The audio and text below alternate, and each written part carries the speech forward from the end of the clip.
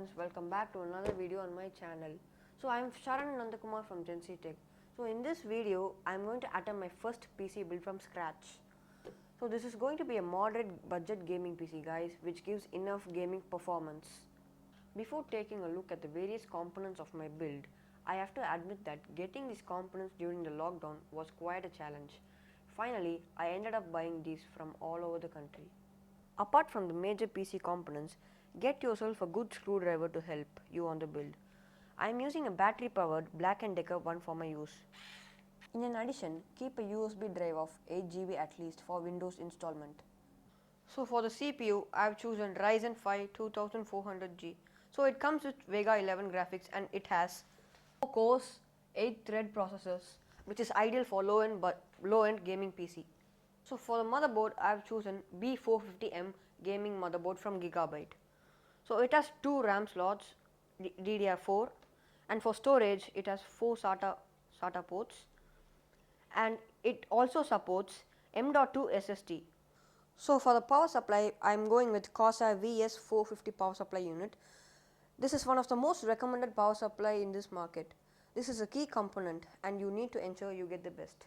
For the RAM, I have chosen to go with two 8 GB memory sticks of Corsair Vengeance 3000 MHz DDR4 type. So it is always better to go with two equally sized RAM sticks as they give better performance due to dual channel support in the motherboard. So for the SSD, I am going with Western Digital 240 GB M.2 NVMe SSD. Also, you need to ensure that your motherboard supports NVMe type of SSD before going for this. Even though NVMe costs slightly higher than a normal SSD, it offers significant performance gain over them. I would recommend to go with NVMe where possible. So for the case, I have chosen the Chiptronics GX 2000 RGB that comes with the pre-installed 3 120mm RGB fans on front and one 120mm normal fan on the rear. The RGB fans can be controlled by RGB control button. The I/O ports are conveniently located at the top of the case, giving the user easier access. So for setting the motherboard up, you need the RAM sticks, the CPU and the stock cooler, and the M.2 SSD. So now let us install the RAM sticks. First, you have to gently open this lever and take the RAM sticks. Be careful, there is a gap over here and a notch over here. So you have to align it and gently push until the lever locks itself.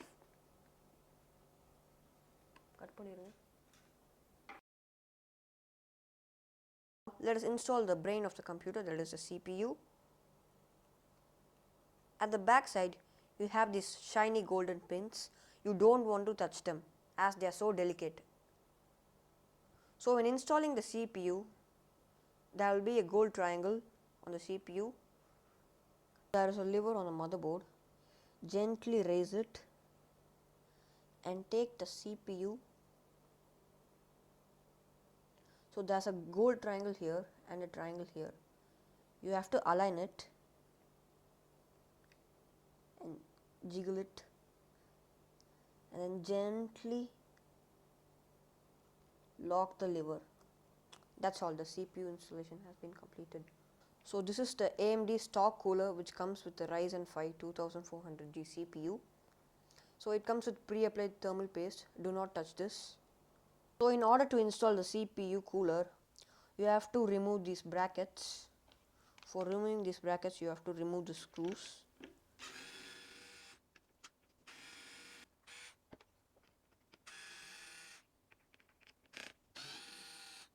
So align these 4 screws in the brackets that is given in the motherboard.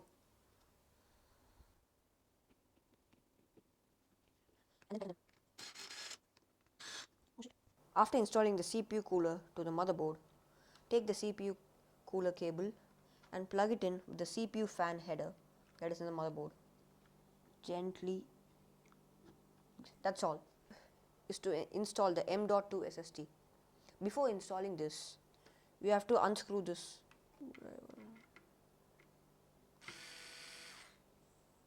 Keep it aside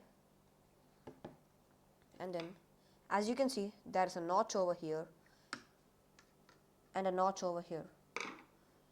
You have to align it properly at 45 degrees and then insert it and then gently push back and then tighten the screw.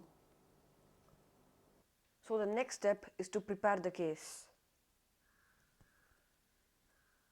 So let's start by removing the side panel.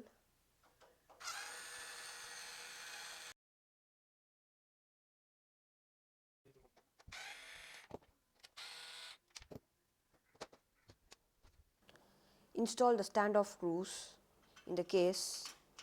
This is required to fit the motherboard. Use a nose plier to fit in.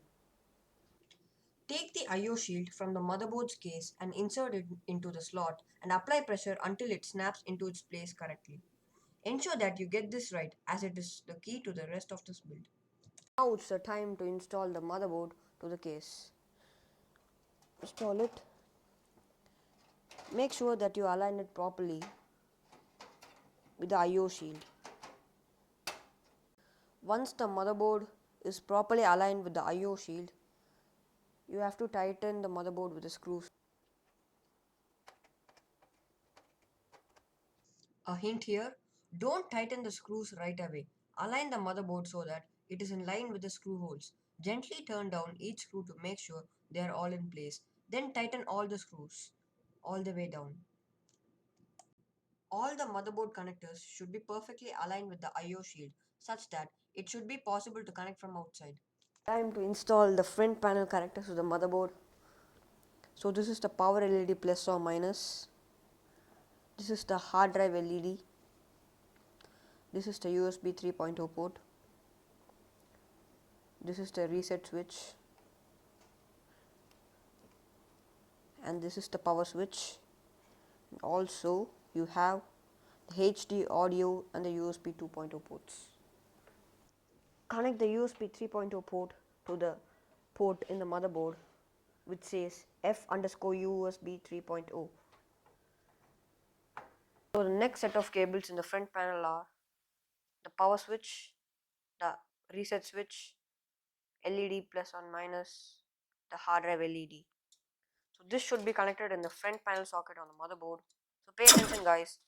This socket has 4 pins on the top and 5 pins on the bottom.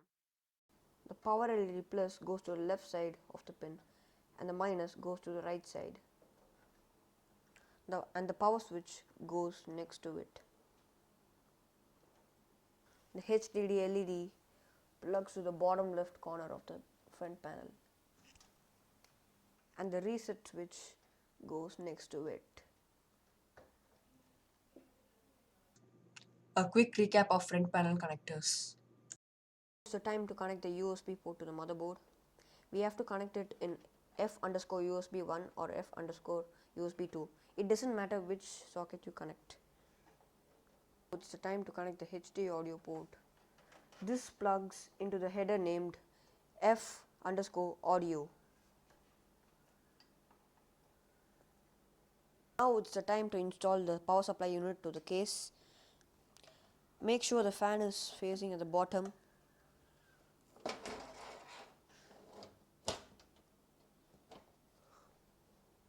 Ensure that the power supply unit is aligned properly and tighten it to the cabinet using the screws provided along with the power supply unit.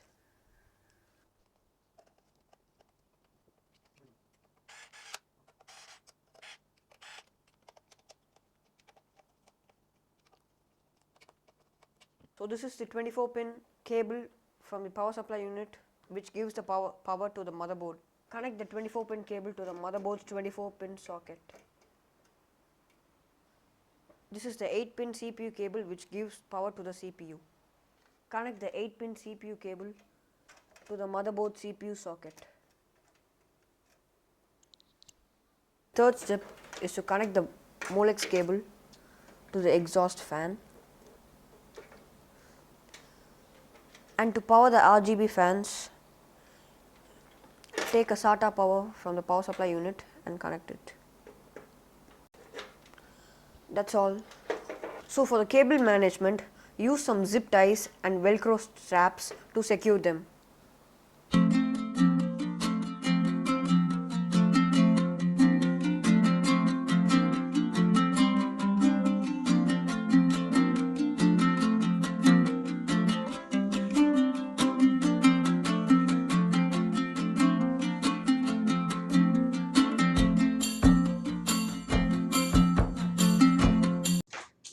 now we are finished with the hardware setup. Let's close the case and move on to the software installation.